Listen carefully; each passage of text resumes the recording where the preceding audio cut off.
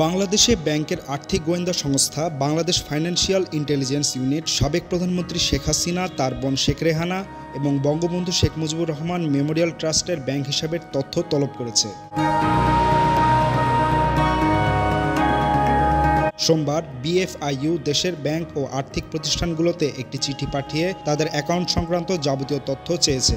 চিঠিতে হিসাব খোলার ফর্ম, কেওয়াইসি, লেনদেন বিবরণী সহ প্রয়োজনীয় তথ্য ৫ কার্যদিবসের মধ্যে জমা দেওয়ার নির্দেশ দেওয়া হয়েছে। এছাড়াও বঙ্গবন্ধু শেখ মুজিবুর রহমান মেমোরিয়াল ট্রাস্টের ব্যাংক অ্যাকাউন্টে কোথা থেকে অর্থ এসেছে এবং তা কোথায় খরচ হয়েছে এসব তথ্য জানতে চাওয়া হয়েছে। ট্রাস্টের চিঠিতে ঠিকানা উল্লেখ করা হয়েছে ধানমন্ডির ৩২ নম্বর বঙ্গবন্ধু ভবনের, আর ট্রাস্টের চেয়ারম্যান শেখ হাসিনা এবং তার বোন শেখ রেহানা অন্যতম ট্রাস্টি। বিএফআইইউর এক ঊর্ধ্বতন কর্মকর্তা জানান, মানি লন্ডারিং প্রতিরোধ বিধিমালার আওতায় এ তথ্য তলব করা হয়েছে। Desk report, tweet news.